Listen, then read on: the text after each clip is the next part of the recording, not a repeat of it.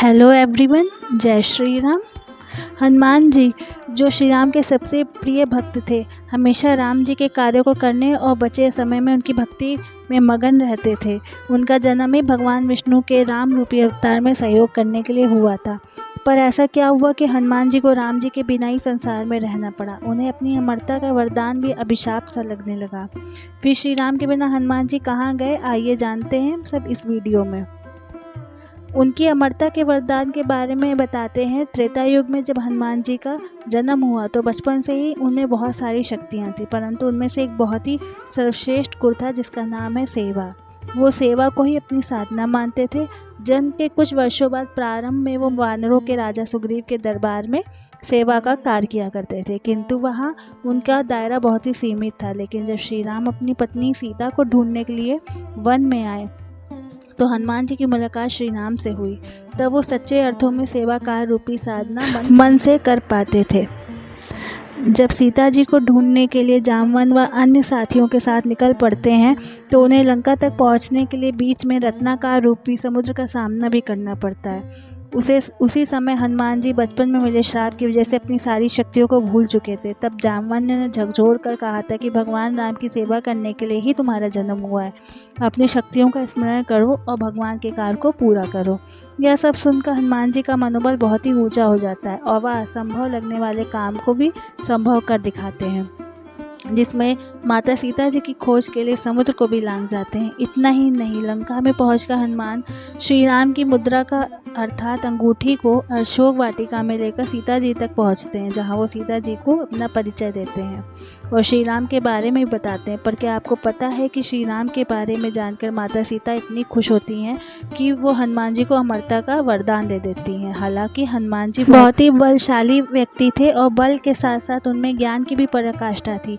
इसका पता इस बात से पता चलता है कि जब रावण का पुत्र मेघनाद अशोक वाटिका में लड़ने के लिए हनुमान जी के पास आता है, जब मेघनाद के किसी भी अस्त्र या शस्त्र का हनुमान जी पर कोई असर नहीं होता, तब मेघनाद सबसे बड़े अस्त्र ब्रह्मास्त्र से प्रहार करता है। हनुमान जी चाहते तो इसको तोड़कर निकाल सकते थे, लेकिन वह ब्रह्मास्त्र का महत्व कम नहीं करना चाहते थे, इसलिए उन्होंने ब्रह्मास्त्र के तीव्र आघात को भी सहन कर लिया था। हनुमान जी की शक्ति व सामर्थ्य के लिए तुलसीदास जी हनुमान चालीसा में लिखते हैं कि सूक्ष्म रूप धरि सियहि दिखावा, विकट रूप धरि लंक जरावा।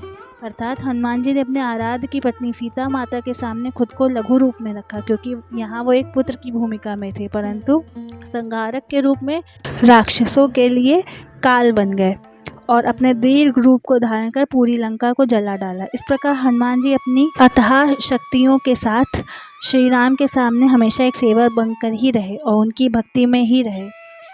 वैसे तो हनुमान जी ने अनेक अविस्मरणीय कार्य किए, परंतु कुछ कार्य ऐसे भी किए जो हनुमान जी केवल संपर्क कर सकते थे। जैसे अभी हमने पहले आपको हनुमान जी के द्वारा लंका जलाने के बारे में बताया, उसी प्रकार जब मेघनाद द्वारा लक्ष्मण जी को शक्ति लग जाती है, तब तमाम कोशिशों करने के बावजूद भी मूर्छित पड़े लक्ष्मण जी को कोई उठा नहीं पाता।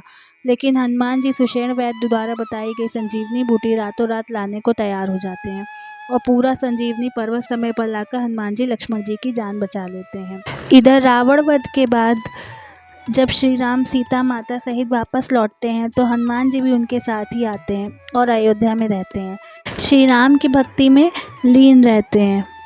फिर कुछ वर्षों बाद जब श्री राम अपना शरीर त्याग करने के लिए जल समाधि लेने की बात करते हैं तो हनुमान जी की मानो पैरों तले जमीन खिसक जाती है। वो अत्यंत दुखी होते हैं। उन्हें ऐसा लगता है कि उनके सर से माता पिता का साया उठने वाला है।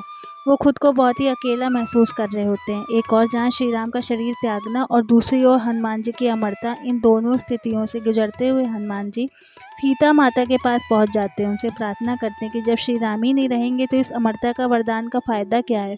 अतः आप वो अपने द्वारा दिए गए अमृतता के वरदान को वापस ले लीजिए, जिससे वो भी श्री राम के साथ देह त्याग कर सकें। सीता माता हनुमान जी द्वारा की गई प्रार्थना को सुनकर अचंभित रह जाती हैं कि एक और जहाँ व्यक्ति अमर होने के लिए कई तपस्या करता है, फिर भी उसे प्राप्त नहीं होती। यहाँ तक कि देवता और राक्षस भी इससे वंचित रह जाते हैं। फिर हनुमान जी क्यों इस वरदान को वापस लेने की प्रार्थना कर रहे हैं। इस स्थिति में श्री राम का ध्यान करती हैं, जिससे कुछ समय बाद राम जी वहाँ प्रकट होते हैं। वह दुखी हनुमान जी को गले लगाते हैं और उनसे कहते हैं कि हनुमान, मुझे पता था तुम सीता के पास आकर वरदान वापस लेने की ज़रूरत करोगे, देखो, धरती पर कोई भी प्राणी अमर नहीं है, लेकिन उनको तो यह वरदान में मिला है, इसलिए इस वरदान का प्रयोग अच्छे कार्यों में करो। जब धरती में कलयुग शुरू हो जाएगा, हर जगह पाप ही पाप होगा, कोई भी देवता धरती पर जन्म नहीं लेगा, तो उस समय तुम्हें ही राम नाम वाले लोगों का उद्धार करना होगा। आगे राम जी कहते हैं कि राम के भक्तों का उद्धार मेरा हनुमान ही तो करेगा, और यही कारण है कि तुम्हें अमरता का वरदान दिया गया है। यह सब सुनने के बाद हनुमान जी श्री राम की आज्ञा मानकर धरती पर रहने के लिए तैयार हो जाते हैं। फिर राम जी जब सरयू नदी में जल समाधि लेते हैं, तो ऐसा माना जाता है कि उसके बाद हनुमान जी हिमालय पर्वत की पहाड़ियों की ओर चले गए। अन्य मान्यताओं के अनुसार हनुमान जी कैलाश पर्वत की पहाड़ियों में एक निश्चित स्थान पर निवास करते हैं।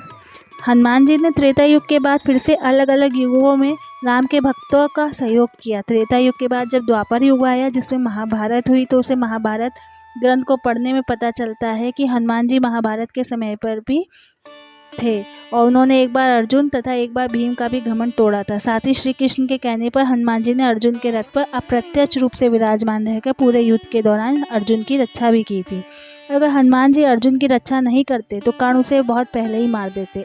द्वापर युग के समाप्त होने पर कलयुग आया, तो इस युग में श्री हनुमान जी के जीवित होने के कुछ साक्ष्य मिले। तुलसीदास को तो आप सब जानते ही हैं, जिन्होंने रामायण जैसा महाग्रंथ लिखा था, लेकिन तुलसीदास जी एक अज्ञानी मनुष्य भी थे। फिर भी उन्होंने इतनी शुद्धता व पवित्रता से रामायण ग्रंथ की रचना कैसे की, ये सोचने वाली बात है। ऐसा माना जाता है कि सन 1600 में हनुमान जी ने तुलसीदास को दर्शन दिए थे और उन्हें रामायण लिखने के लिए दिव्य ज्ञान भी प्रदान किया था, जिससे प्रेरित होकर तुलसीदास जी इतने बड़े ग्रंथ की रचना कर पाए थे। आज भी जब कोई व्यक्ति सच्चे मन से श्री राम की आराधना करता है, तो उनका उद्धार करने के लिए हनुमान जी स्वयं प्रकट होते हैं और उसकी सहायता भी करते हैं। ऐसे अनेक उदाहरण हमारे पास भी हैं। कहीं कहीं तो बड़े बड़े पैरों के निशान भी मिले हैं, जो इंसानों के पैरों के निशान से बिल्कुल नहीं मिलते। भारत ही नहीं, अन्य देशों में भी हनुमान जी के होने के साक्ष्य मिले। अमेरिका में लोगों ने बहुत बार मानवीय रूप एक विशालकाय जीव को देखा, जिसे बिग फूट का नाम दिया।